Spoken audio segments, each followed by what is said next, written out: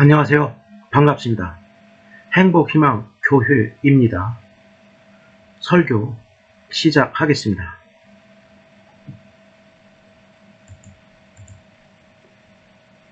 성경 봉독 아모스 5장 12절.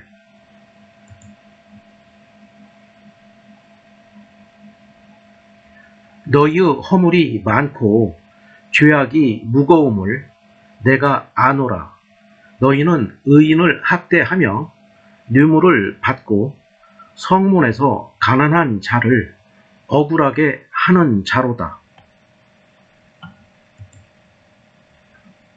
설교 장애인 학대 현황.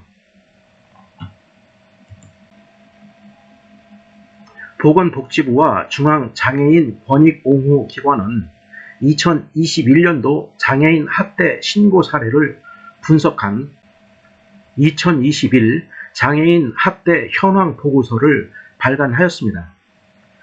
중앙장애인 권익옹호기관은 장애인 복지법 제59조 11에 따라 2017년부터 전국 22년 9월 현재 중앙 1개소, 17개 시도에 18개소, 경기 2개소 설치, 운영 중에 설치되어 장애인 학대 신고 접수 및 피해자 지원, 학대 재발 방지를 위한 사후 관리 및 교육 등을 전담하는 전문 기관으로 2019년부터 매년 장애인 학대에 관한 통계를 산출하여 장애인 학대 예방 및 피해자 지원을 위한 정책 대안 마련에 힘쓰고 있습니다. 장애인 학대 현황 보고서는 장애인 학대 신고 접수 현황 및 사례 분석 결과 등을 포함하고 있으며 주요 내용은 다음과 같습니다. 장애인 학대 신고 건수 경우 4,957건으로 전년 대비 17.8% 증가하였고, 이 중 학대 의심 사례는 2,461건, 49.6%으로 전년 대비 18.9% 증가하였습니다. 학대 의심 사례 판정 결과 의심 사례 중 학대 1,124건, 45.7%, 비학대 933건, 37.9%, 잠재 위험 307건, 12.5%, 조사 중 97건, 3.9%으로 나타나 장애인 학대는 전년 대비 11.5% 증가한 것으로 밝혀졌습니다. 장애인 학대 사례는 학대 조사 결과 장애인에 대하여 신체적, 정서적, 언어적, 성적 폭력이나 가혹행위, 경제적 착취, 유기 또는 방임이 있었음이 인정되는 사례입니다. 잠재 위험 사례는 학대 조사 결과 피해가 불분명하거나 증거가 부족하여 명확히 학대로 판정할 수 없는 사례로 향후 학대 발생 가능성이 있어 학대 예방을 위해 사후 모니터링이 필요한 사례입니다. 학대 판정 건수가 증가한 원인은 장애인 학대에 대한 사회적 관심이 높아짐에 따라 적극적인 신고가 이루어지고 있고, 전국에 설치된 장애인 권익옹호기관을 통해 학대 사례에 대한 적극적인 발굴 조사가 이루어지고 있기 때문인 것으로 분석됩니다. 학대 피해 장애인 장애 비중. 지적 장애 67.7%, 자폐성 장애 4.1%, 정신 장애 4.4%, 지체 장애 6.0%, 뇌병변 장애 5.5%, 시각 장애 2.8%, 청각 장애 3.5%, 기타 1.4%, 미등록 4.6%. 학대 유형으로는 신체적 학대의 비중이 가장 높았고 그 다음은 경제적 착취, 중복 학대 등의 순이었습니다. 중복 학대란 하나의 학대 사건에 신체적 학대, 정서적 학대, 성적 학대, 경제적 착취, 유기, 방임 등 여러 학대 유형이 동반되는 경우를 말합니다. 장애인 학대 유형별 비중. 신체적 학대 27.4%, 정서적 학대 11.0%, 성적 학대 10.1%, 경제적 착취 24.9%, 방임 5.8%, 중복 학대 20.8%. 경제적 착취 후 구체적 내용을 보면 임금을 주지 않고 일을 시키는 등의 노동력 착취 피해가 전체의 10.1%, 114건이었으며 피해자의 77.2%, 88건은 지적 장애인이었습니다. 연령별로는 18세 미만의 장애 아동에 대한 학대가 전체의 14.8%, 166건이었으며 행위자는 부, 모, 가 43.4%, 72건으로 가장 높았습니다.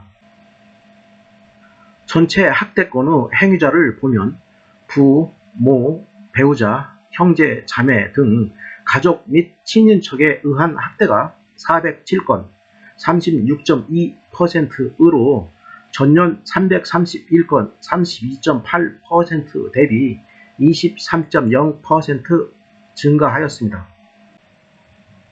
구체적으로는 지인이 20.9%, 235건으로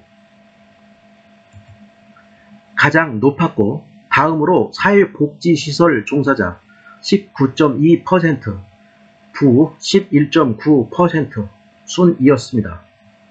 학대 발생 장소는 피해 장애인 거주지가 41.1%, 462건으로 가장 많았고 장애인 거주 시설 12.7%, 143건, 학대 행위자 거주지 9.5%, 107건 순이었습니다.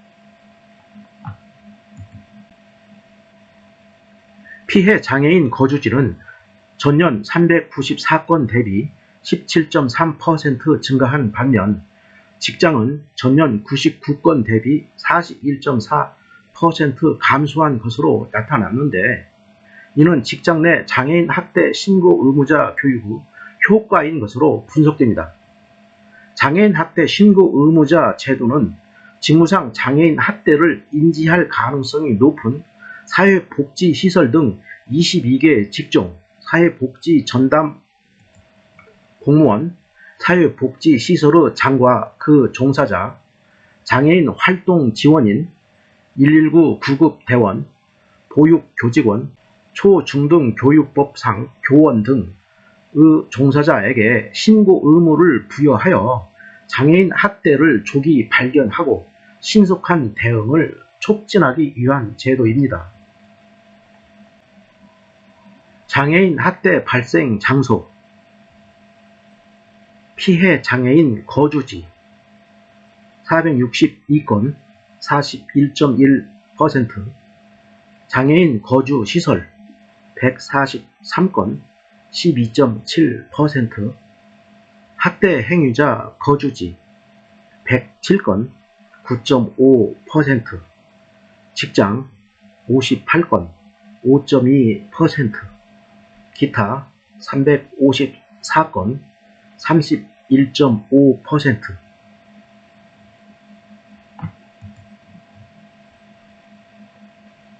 학대 신고의 유형을 보면 장애인 학대 의심 사례 2,461건 중 신고 의무자가 신고한 경우는 31.3%, 771건, 비신고 의무자가 신고한 경우는 68.7%, 1,690건으로 나타났습니다.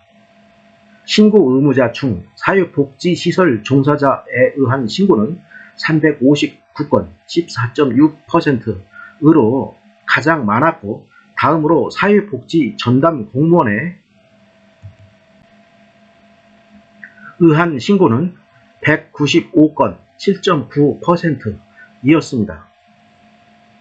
비신고 의무자 중에서는 피해 장애인 본인이 직접 신고한 경우가 325건 13.2%으로 가장 많았고, 장애인 단체와 같은 장애인 지원기관 종사자가 316건 12.8%, 가족 및 친인척이 300건 12.2% 순이었습니다. 이상으로 장애인 학대 현황에 대하여 살펴보았습니다. 학대에 대하여 성경은 어떻게 기술하고 있을까요?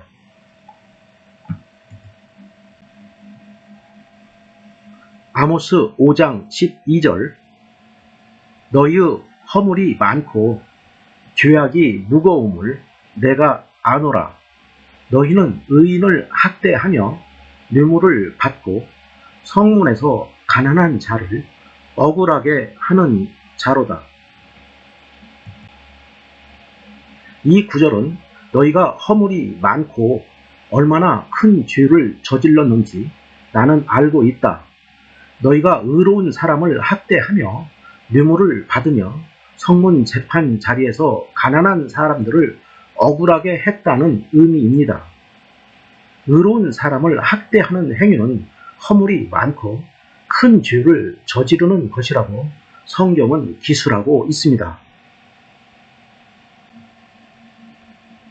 장애인은 장애로 인하여 생활에 많은 어려움을 겪으면서 살아가고 있을 것입니다. 어려움에 처한 장애인에게 친절한 태도를 가지고 적극적으로 도와주는 자세가 필요합니다. 장애인을 학대하는 행위를 해서는 안 됩니다. 장애인이 행복하게 살아갈 수 있도록 장애인에게 필요한 것을 적극 지원해주고 도와주는 따뜻한 마음을 가지고 살아가야 합니다. 장애인이 처한 어려움을 나의 일처럼 생각하고 적극적으로 도와주는 이웃 사랑의 정신을 실천하는 삶을 살아가야 합니다. 아울러 우리의 잘못을 용서해 주시는 예수님을 믿음으로써 구원받을 수 있다는 생각을 가지고 살아가야 합니다. 설교를 마칩니다. 구독 부탁드립니다. 감사합니다.